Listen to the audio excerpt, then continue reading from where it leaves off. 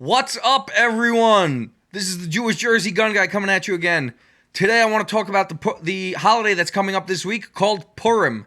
That's Purim. For those of you who don't know of it, who are not familiar with it. Those of you who are interested in learning the whole thing, you can find it in the Tanakh, or what the Christians would call the Old Testament, in the Book of Esther, Megillat Esther, as they say in Hebrew. I want to talk about it from the gun owner point of view. Let's talk about what happens. You have a king named Achashverosh. I have no clue what they call it in English, so don't even ask. But in Hebrew, they call him Achashverosh. He is the king of the Persian Empire, or for lack of a better word, he's the emperor of Persia. 127 states that stretches from India on the one end to Ethiopia on the other. What does this have to do with guns? We'll get to in just a second.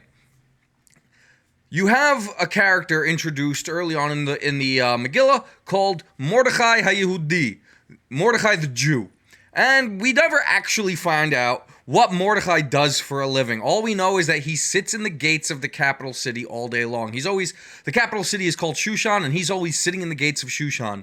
And the question is, what the hell is he doing there? Meanwhile, the king eventually appoints a new viceroy, an evil bastard named Haman, or Haman in English. And Haman is a descendant of Amalek, the Amalekites, the most evil bastards to ever walk the earth.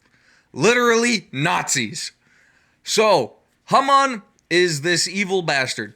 Meanwhile, the king is all by himself. He already executed his former wife.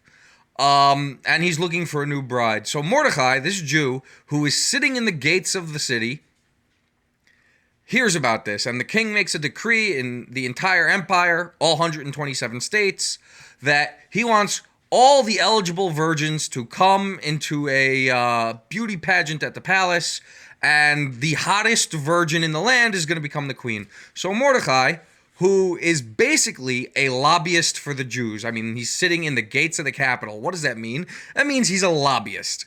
So he's a lobbyist for the Jews, makes a great campaign contribution in the form of his hot niece, who, by the way, wins the pageant and becomes the queen.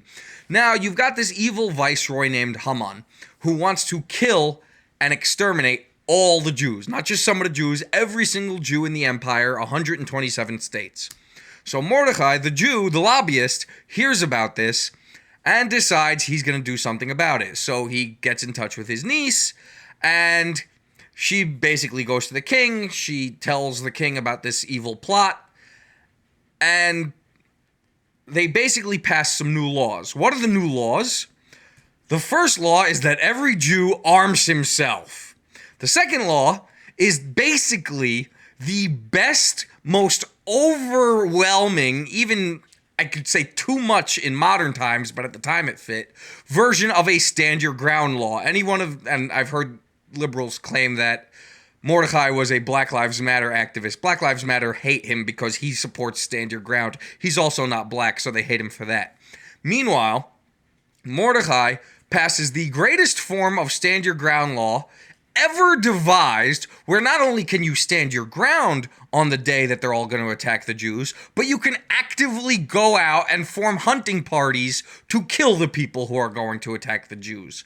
Mordechai is the original NRA lobbyist in the Bible. This is the Jewish Jersey Gun Guy wishing you all a happy Purim and saying, for Mordechai's sake, for your own sake, hold on to your guns. Don't let the liberals take them from you, because Haman is coming next.